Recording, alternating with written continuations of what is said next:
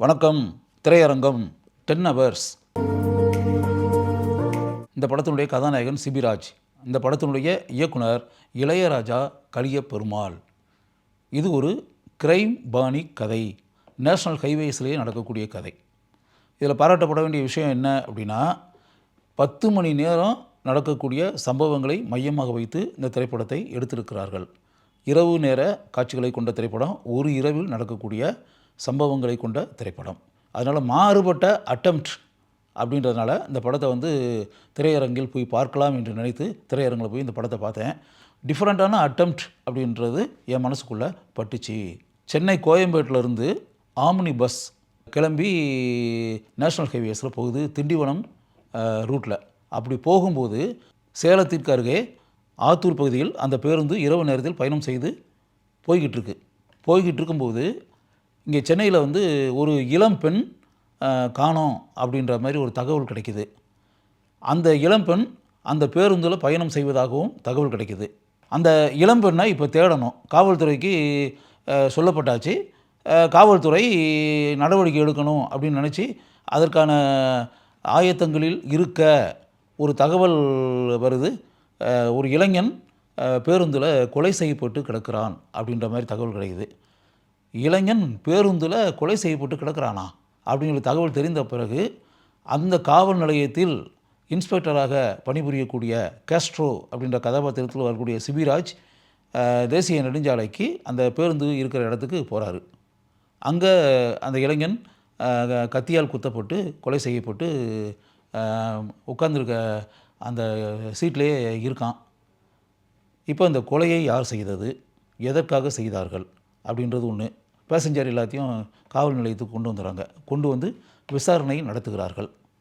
படத்தினுடைய உச்சக்கட்ட காட்சியில் அந்த கொலை ஏன் நடந்தது, எதற்காக நடந்தது, யார் செய்தது அப்படின்றத சிபிராஜ் எப்படி கண்டுபிடிக்கிறார் அப்படின்றது ஒன்று. அந்த இளம்பெண் சென்னையில் காணாமல் போய்விட்டால் அப்படின்ற ஒரு விஷயம் இருக்குல்ல, அந்த இளம்பெண்ணினுடைய நிலை என்ன, அதை காவல்துறை கண்டுபிடித்ததா? இதுதான் இந்த திரைப்படத்தினுடைய அவுட்லைன். 10 ஹவர்ஸ், 10 மணி நேரத்தில் இந்த சம்பவங்கள் நடைபெறுகின்றன.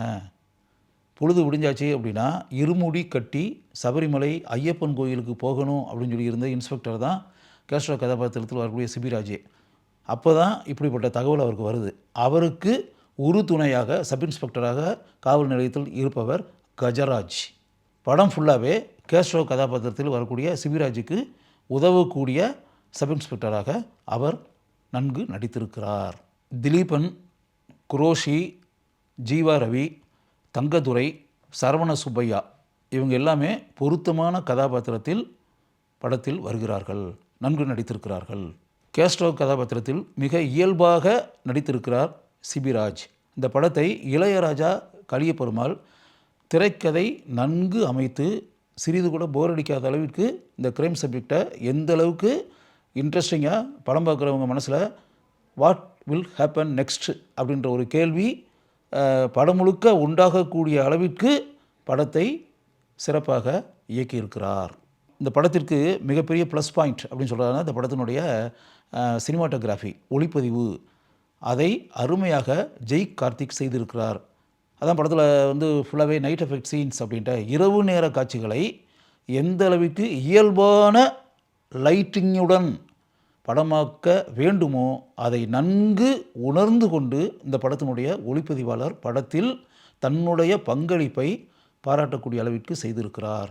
இந்த படத்திற்கு இன்னொரு மிகப்பெரிய ப்ளஸ் பாயிண்ட் அப்படின்னு சொல்கிறதாக இருந்தால் இந்த படத்தினுடைய இசையமைப்பாளர் KS சுந்தரமூர்த்தி.